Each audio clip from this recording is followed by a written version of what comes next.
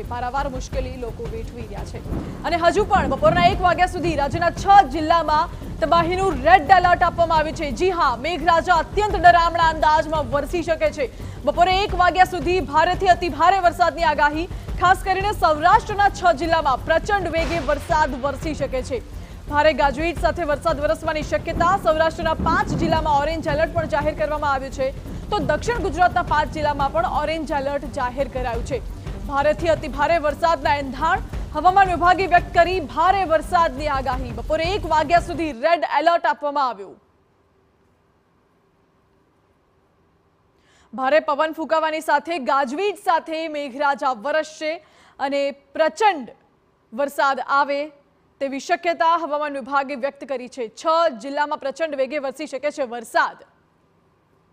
દક્ષિણ ગુજરાતના 5 જિલ્લાઓમાં હવામાન વિભાગ દ્વારા ઓરેન્જ એલર્ટ આપવામાં આવ્યું છે, તો સૌરાષ્ટ્રના પણ 5 જિલ્લામાં હવામાન વિભાગે ઓરેન્જ એલર્ટ આપ્યું છે। એનો મતલબ એ છે કે ભારેથી અતિભારે વરસાદ વરસી શકે છે, સાથે પવન પણ જોરદાર ફૂંકાશે।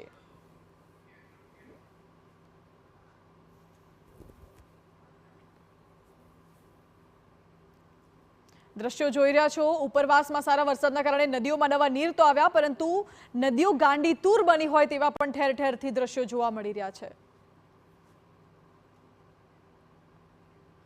તો રાજ્યમાં ભારે વરસાદની આગાહી હજુ પણ હવામાન વિભાગ દ્વારા કરવામાં આવી છે। તબાહીનું રેડ એલર્ટ ક્યાં ક્યાં છે આપને એ જણાવી દઈએ। સૌથી પહેલા તો આપ જુઓ, જામનગર, દ્વારકા અને કચ્છમાં રેડ એલર્ટ આપવામાં આવ્યું છે હવામાન વિભાગ દ્વારા, જ્યાં ભારેથી અત્યંત ભારે વરસાદ વરસી શકે છે। લોકોએ કારણ વગર ઘરની બહાર નીકળવાનું ટાળવું જો એટલું જરૂરી ના હોય તો, કારણ કે ભારેથી અતિભારે વરસાદની આગાહી છે। આ તરફ જોવા જઈએ તો પોરબંદર, જૂનાગઢ અને ગીર સોમનાથનો જે વિસ્તાર છે, દરિયાઈ વિસ્તાર, ત્યાં પણ ભારેથી અતિભારે વરસાદ પડી શકે છે। દરિયામાં ઊંચા ઊંચા મોજા ઉછળી શકે છે, ભારે પવન પણ ફૂંકાઈ શકે છે, એટલે દરિયા કિનારે જતા લોકોએ પણ સાવધાન રહેવું, દરિયા કિનારે જવું પણ ટાળવું જો અનિવાર્ય ના હોય તો। આ સિવાય દક્ષિણ ગુજરાતના જિલ્લાઓ છે, ત્યાં હવામાન વિભાગ દ્વારા ઓરેન્જ એલર્ટ